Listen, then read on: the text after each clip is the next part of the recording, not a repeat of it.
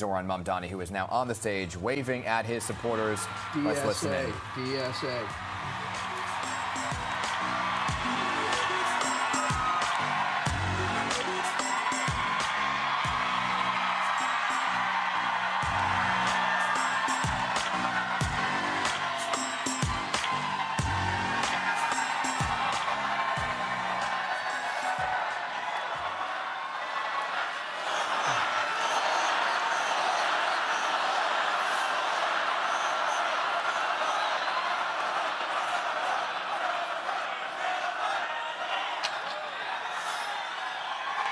Thank you, my friends.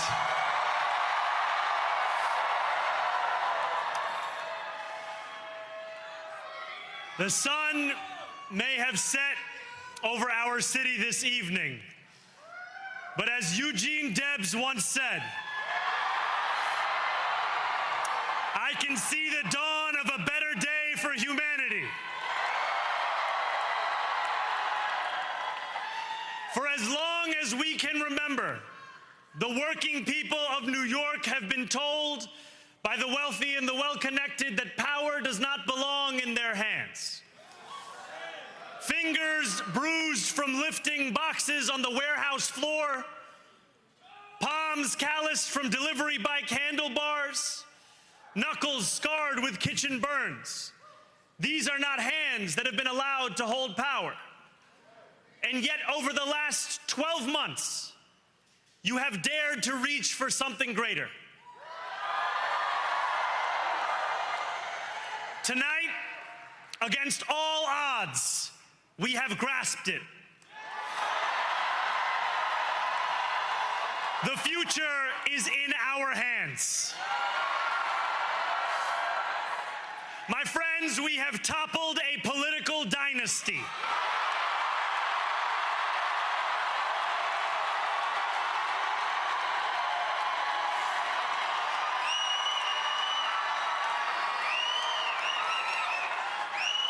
I wish Andrew Cuomo only the best in private life. But let tonight be the final time I utter his name as we turn the page on a politics that abandons the many and answers only to the few.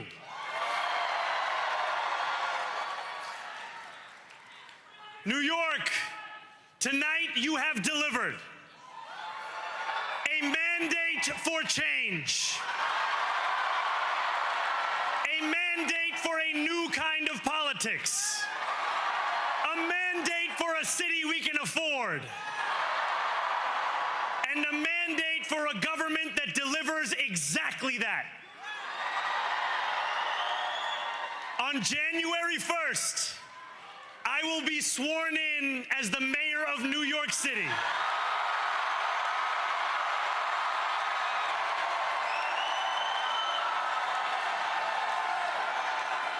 And that is because of you. So before I say anything else, I must say this. Thank you. Thank you to the next generation of New Yorkers who refused to accept that the promise of a better future was a relic of the past. You showed that when politics speaks to you without condescension, we can usher in a new era of leadership. We will fight for you because we are you. Or as we say on Steinway, ana minkum wa ilaykum.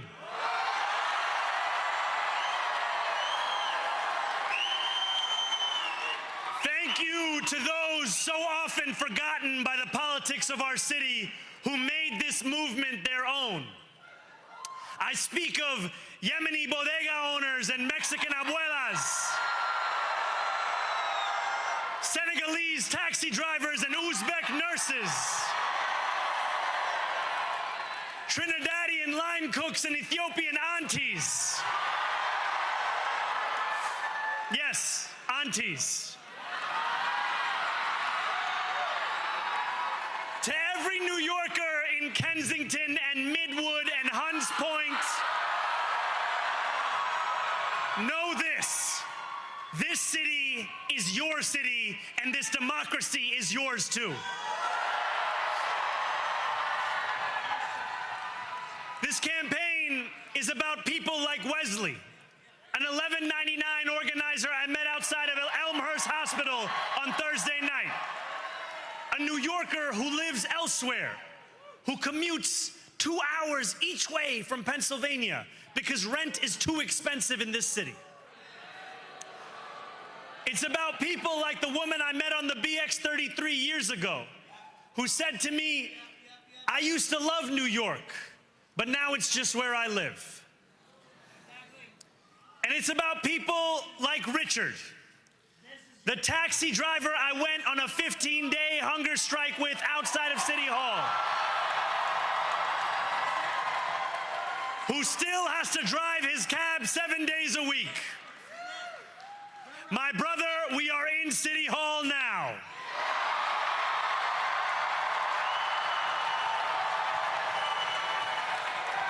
This victory is for all of them, and it's for all of you.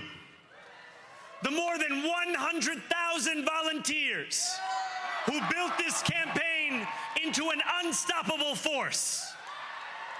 Because of you, we will make this city one that working people can love and live in again.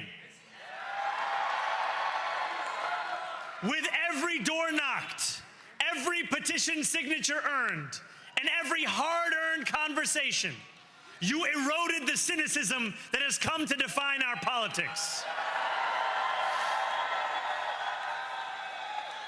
Now, I know that I have asked for much from you over this last year. Time and again, you have answered my calls. But I have one final request. New York City, breathe this moment in. We have held our breath for longer than we know. We have held it in anticipation of defeat. Held it because the air has been knocked out of our lungs too many times to count. Held it because we cannot afford to exhale. Thanks to all of those who sacrificed so much, we are breathing in the air of a city that has been reborn.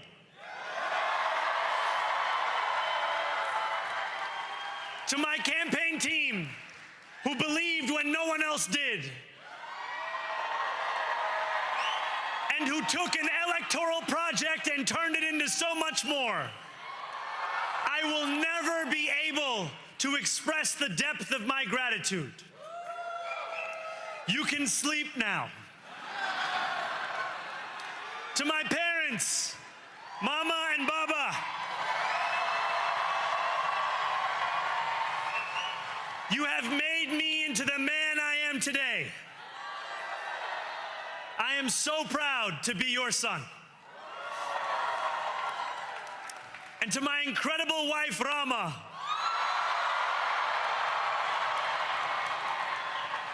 Hayati, there is no one I would rather have by my side in this moment and in every moment. To every New Yorker, whether you voted for me, for one of my opponents, or felt too disappointed by politics to vote at all, thank you for the opportunity to prove myself worthy of your trust.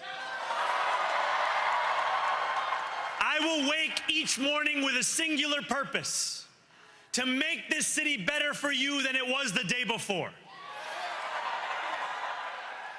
There are many who thought this day would never come, who feared that we would be condemned only to a future of less, with every election consigning us simply to more of the same. And there are others who see politics today as too cruel for the flame of hope to still burn. New York, we have answered those fears. Tonight, we have spoken in a clear voice. Hope is alive.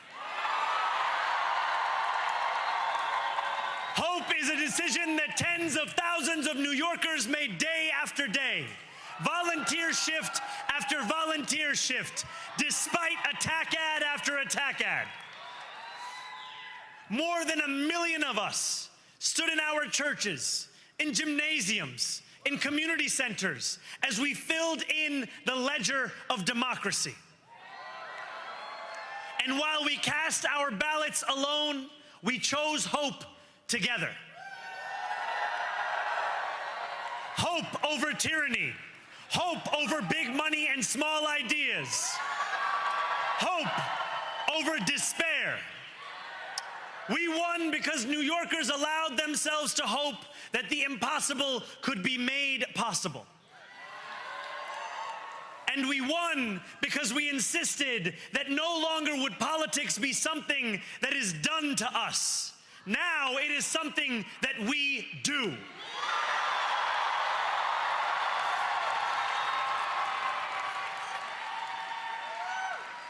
Standing before you, I think of the words of Jawaharlal Nehru. A moment comes but rarely in history when we step out from the old to the new, when an age ends and when the soul of a nation long suppressed finds utterance. Tonight we have stepped out from the old into the new.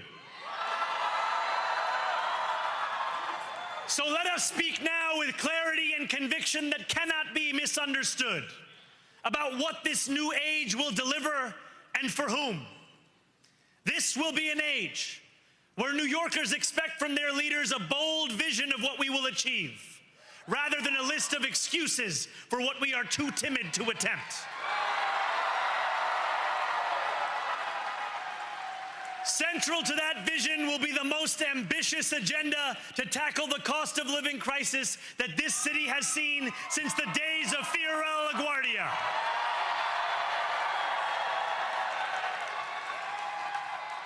An agenda that will freeze the rents for more than 2 million rent-stabilized tenants. Make buses fast and free. And deliver universal child care across our city. Years from now, may our only regret be that this day took so long to come. This new age will be one of relentless improvement. We will hire thousands more teachers. We will cut waste from a bloated bureaucracy. We will work tirelessly to make lights shine again in the hallways of NYC developments where they have long flickered. Safety and justice will go hand in hand as we work with police officers to reduce crime and create a department of community safety that tackles the mental health crisis and homelessness crises head on. Excellence will become the expectation across government, not the exception. In this new age we make for ourselves, we will refuse to allow those who traffic in division and hate to pit us against one another. In this moment of political darkness, New York will be the light. Here, we believe in standing up for those we love. Whether you are an immigrant, a member of the trans community, one of the many black women that Donald Trump has fired from a federal job, a single mom still waiting for the cost of groceries to go down, or anyone else with their back against the wall, your struggle is ours too. And we will build a city hall that stands steadfast alongside Jewish New Yorkers and does not waver in the fight against the scourge of anti-Semitism. Where the more than 1 million Muslims know that they belong. Not just in the 5 boroughs of this city, but in the halls of power.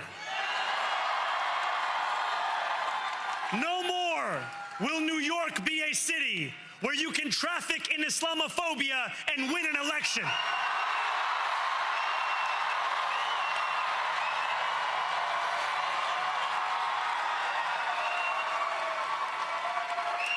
This new age will be defined by a competence and a compassion that have too long been placed at odds with one another. We will prove that there is no problem too large for government to solve and no concern too small for it to care about. For years, those in City Hall have only helped those who can help them. But on January 1st, we will usher in a city government that helps everyone. Now, I know that many have heard our message only through the prism of misinformation. Tens of millions of dollars have been spent to redefine reality and to convince our neighbors that this new age is something that should frighten them. As has so often occurred, the billionaire class has sought to convince those making $30 an hour that their enemies are those earning $20 an hour. They want the people to fight amongst ourselves so that we remain distracted from the work of remaking a long broken system. We refuse to let them dictate the rules of the game anymore. They can play by the same rules as the rest of us. Together, we will usher in a generation of change. And if we embrace this brave new course, rather than fleeing from it, we can respond to oligarchy and authoritarianism with the strength it fears, not the appeasement it craves.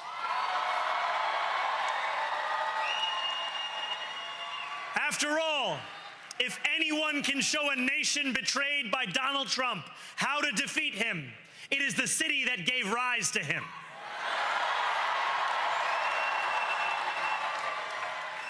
And if there is any way to terrify a despot, it is by dismantling the very conditions that allowed him to accumulate power. This is not only how we stop Trump, it's how we stop the next one. So, Donald Trump, since I know you're watching, I have 4 words for you. Turn the volume up.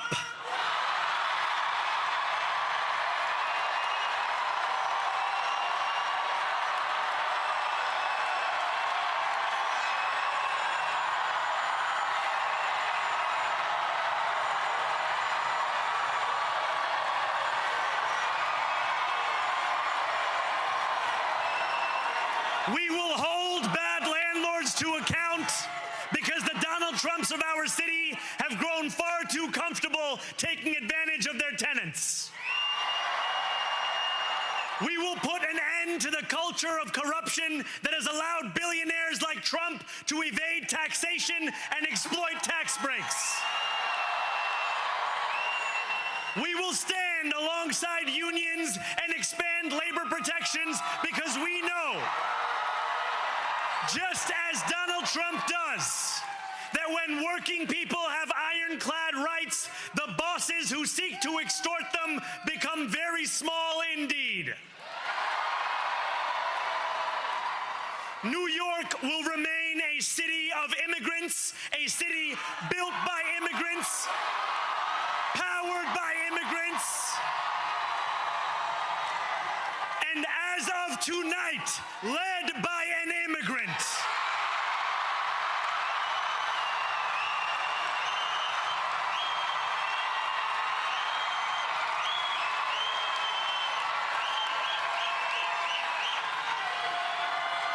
So hear me, President Trump, when I say this. To get to any of us, you will have to get through all of us.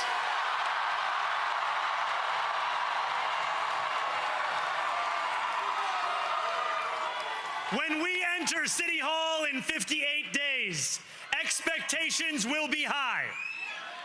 We will meet them.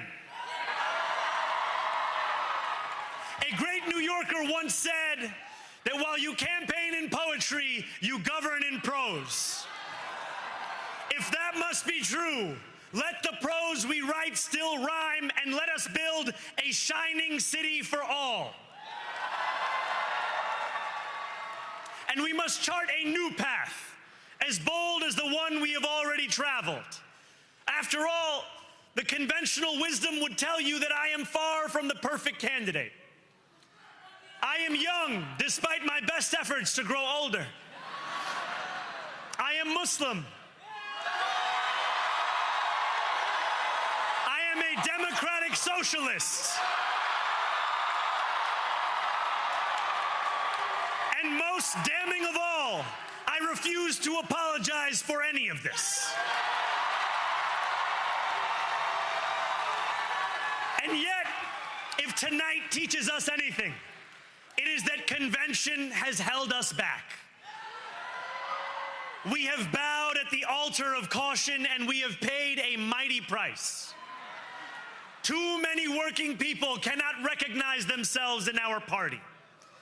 And too many among us have turned to the right for answers to why they've been left behind. We will leave mediocrity in our past. No longer will we have to open a history book for proof that Democrats can dare to be great. Our greatness will be anything but abstract. It will be felt by every rent-stabilized tenant who wakes up on the first of every month, knowing the amount they're going to pay hasn't soared since the month before. It will be felt by each grandparent who can afford to stay in the home they have worked for, and whose grandchildren live nearby because the cost of childcare didn't send them to Long Island. It will be felt by the single mother who is safe on her commute and whose bus runs fast enough that she doesn't have to rush school drop-off to make it to work on time. And it will be felt when New Yorkers open their newspapers in the morning and read headlines of success, not scandal. Most of all, it will be felt by each New Yorker when the city they love finally loves them back. Together, New York, we're going to freeze the... Together, New York, we're going to make buses fast and... Together, New York, we're going to deliver universal...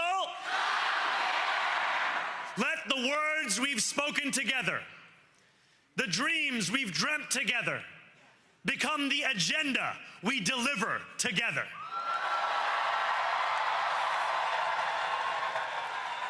New York, this power, it's yours. This city belongs to you. Thank you.